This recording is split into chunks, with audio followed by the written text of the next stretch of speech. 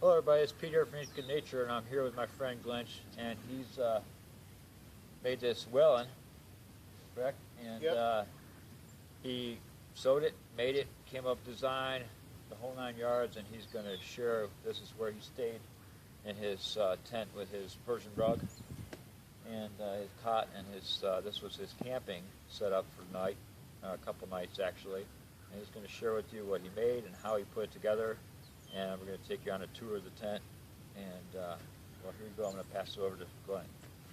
Hi guys, well, this is basically a classic Whelen style tent. Now, the Whelen style tent was designed by Thomas Whelen back in the early 1900s, and it became a very popular tent of trappers and so forth. It's similar in some respects to a baker in the way it goes, but it has a shorter awning and the sides kind of wing out, which you can pull in.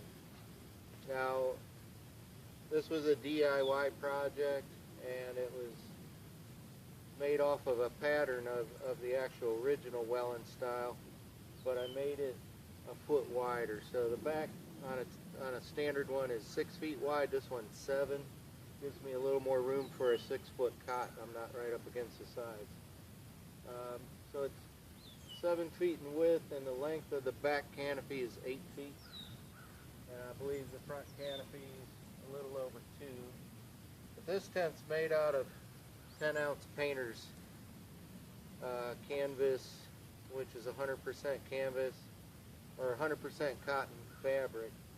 And then you wash it first, because you want to get it to shrink before you start making the tent.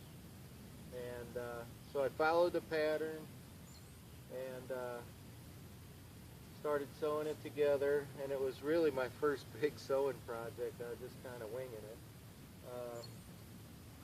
All the seams are 1 inch, so the hems are 1. Okay, so we'll get a little closer look here of how I put it together. So, used painter tarps that I had because I was trying to see how it was going to come out, and then my intention was to make a new one with brand new tarps. I don't think I ever will. This is fine. And these are lamp wicks, actually, as you would order them. So I didn't buy lineal footage of lamp wick and cut it. I just took lamp wicks as I could. I think they're about 8-9 inches long. Just fold them over, X-stitched them. These seams are 1 inch or 1.25 inches, the hem, and it's doubled over. So it's over and then it's completely back. And I got double stitch on both sides. And the thread that I used is an outdoor rated thread, so it won't rot real easy. And the real stress seams, like up here, these are doubled or tripled inside. So it really holds tight, and I don't have to worry about it tearing. The color, the brown color from this is from walnut shell dye. So I took the whole tarp in a bin, like a big plastic bin, and put like 5 or 10 gallons of walnut hull dye that I had made the year before, and just stuffed the whole tent in there. And let it sit for a week actually. So it got a nice color in it, rinsed it out. And this is waterproofed. I used a commercial grade canvas waterproofing. I think it's by StarTech. It's used for boats and stuff. And the reason that I went with that was simply because I've made oilcloth, homemade oilcloth, and it takes forever to air out. And I didn't want the mineral spirit smell and everything in this tent. So,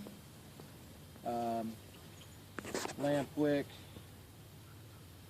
the 10-ounce painter's tarps that you just buy at Home Depot or Lowe's, and the pattern that you get offline, and you can build yourself a tent. I have paracord on here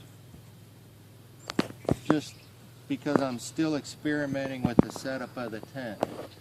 And this is a flat military style paracord, and it locks up nice. So I've got regular old taut line hitch systems on the bottom so I can adjust the tension. This is a screw-in stake. It's about that long.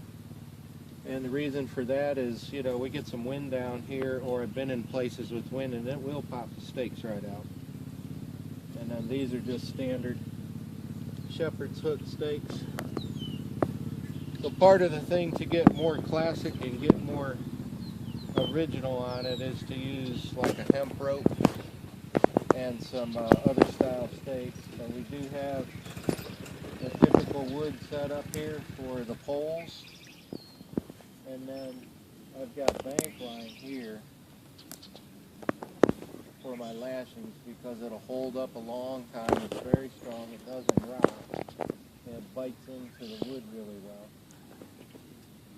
Because when I'm not using this tent, I store these poles, you know, so I'm not wasting resources by making them all the time.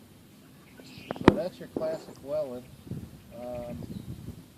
I had considered setting it up so you could pull it in. That's why I have these extra ties over here so I can really set it up like a baker. And then these ties go to the flaps so I can close it off, and I can put plastic and make a super shelter out of it if I wanted to. So that's pretty much it. I had it out a few times and having fun with it and trying to get it all dialed in. But it works well. Inside for my sleeping, you know, a lot of people use these. Stephen Watts used this tent exclusively. He really loved the Whelen, and he would set up his classic camping setup with that, with a cot, probably a wood frame. I have a steel frame one in here. You know, I have a thermarest, camp rest on top of that, which, you know, it was cold, so this is all going to be cold air under here. So that insulated me. The wool blanket on top of that. Then I have a 20-degree synthetic mummy bag inside of that. And 2 wool blankets on top. And I was comfortable. This is just old.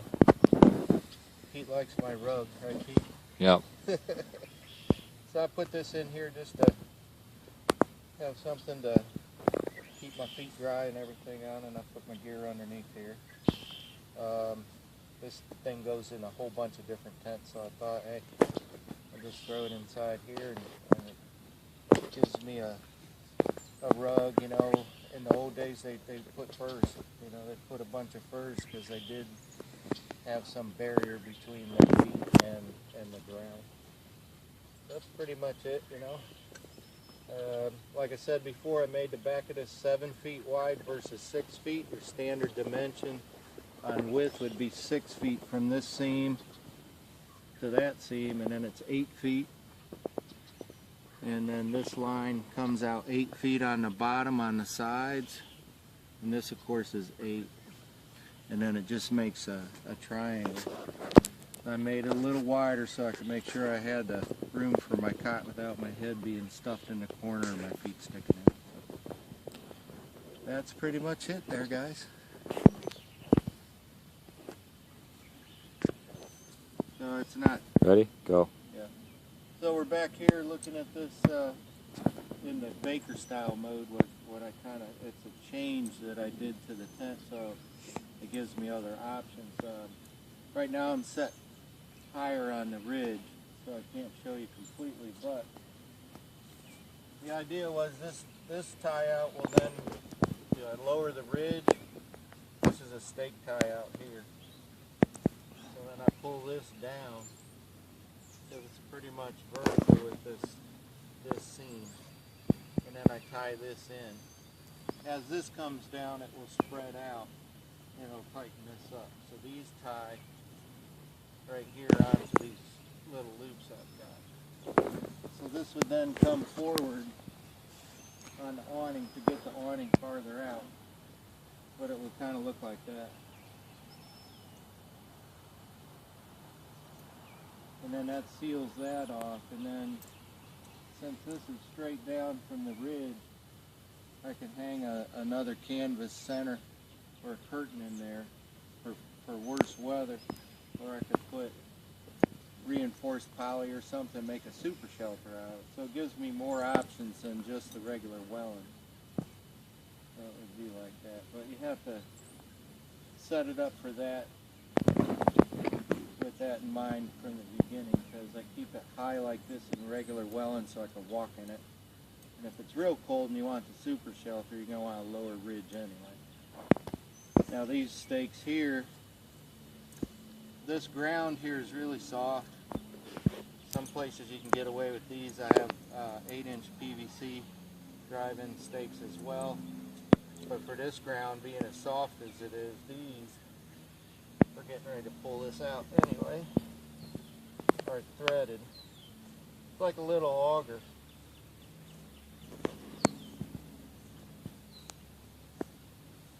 So these things get down in there pretty good, and they hold it in the wind. We had some wind, so it's a little auger like that. So I've got 4 of these just in case for the main stakes. Most of the time these work, but you know, need a couple other choices. I think that's pretty much it about how you pitch it. It takes a little while to pitch. It takes 2-3 people because you got to hold these. But once you get it stable, you can adjust it and it's good to go. Very good. So.